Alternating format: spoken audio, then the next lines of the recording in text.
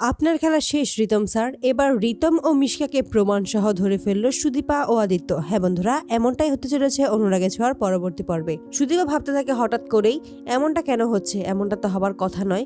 কেনই বা মানুষ কম দামে এই ওষুধগুলো বিক্রি করছে, যে ওষুধগুলো মানুষের ক্ষতিকর? নিশ্চয়ই এর পেছনে কোনো একটা উদ্দেশ্য আছে, কোনো একটা চক্রান্ত তো আছেই। তবে আমাকে সেটা খুঁজে বের করতেই হবে। এভাবে নির্দোষ মানুষগুলোকে মৃত্যুর কোলে ঢুলে যেতে দিতে পারি না আমি।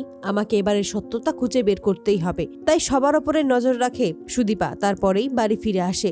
আদিত্যকে সমস্ত কিছুই খুলে বলে। তার এভাবে খটকা লাগছে যে নিশ্চয়ই হসপিটালের কেউই আছে এর পেছনে, নয়তো এভাবে হঠাৎ করেই হসপিটালের সামনে সেই দোকান থেকে ওষুধ কিনেই এরকমটা হওয়ার কথা নয়। আদিত্য বলে, আপনি কোনো চিন্তা করবেন না, এবার আমি সমস্ত কিছুই খুঁজে বের করব। তখনই সুদীপা বলে, আমিও এই সমস্ত কিছু খুঁজে বের করতে চাই মিস্টার চৌধুরী। আমি আপনার পাশে থাকতে চাই, পাশে থেকে এই সকল কিছুর তথ্য উদ্ঘাটন করতে চাই। এতে করে আদিত্য রাজি হয়ে যায় সুদীপাকে পাশে রাখার জন্য।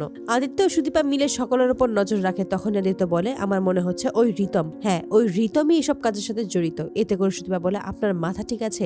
উনি একজন ডক্টর এবং উনি কিন্তু একটা কলেজের টিচার, সেহেতু ওনাকে এভাবে সন্দেহ করা উচিত নয়। তখন আদিত্য বলে, আমার কেন যেন ওকেই সন্দেহ হচ্ছে।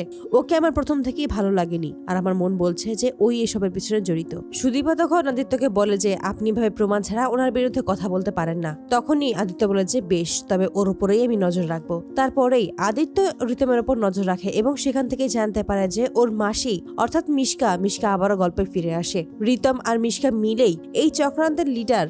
এই চক্রান্ত করছে সকলের উপরে, এমন একটা বিষ প্রয়োগ করছে যার মাধ্যমে মানুষ মারা যাচ্ছে। এই সমস্ত কিছুই প্রমাণ জোগাড় করে ফেলে আদিত্য। সমস্ত প্রমাণ সুদীপাকে দেখানোর ফলে সুদীপা খুব ভালোভাবেই বুঝতে পারে যে এই রিতম কতটা জঘন্য, কতটা নিচে নামতে পারে নিজের স্বার্থের জন্য। তারপরে এই রিতমকে ফলো করে সুদীপা এবং রিতমকে ফলো করে দেখতে পায় যে রিতম তার মাসির সাথে কথা বলছে। ঠিক সেই মুহূর্তে সকলের সামনে আসে সুদীপা আর বলে যে আপনার খেলা শেষ রিতম স্যার, এবার আপনাদেরকে পুলিশে ধরিয়ে দেবো। ঠিক সেই মুহূর্তে আদিত্য সেখানে আসে। তো বন্ধুরা, তোমরা এটাই তো চাও যেন এভাবেই যেন রিতম ও মিশকাকে যেন এবার হাতানাতে ধরতে পারে সুদীপা ও আদিত্য। তোমাদের মতামতটি অবশ্যই জানিয়ে দেবে। ভিডিওটি ভালো লাগলে চ্যানেলটি সাবস্ক্রাইব করতে ভুলো না। ধন্যবাদ।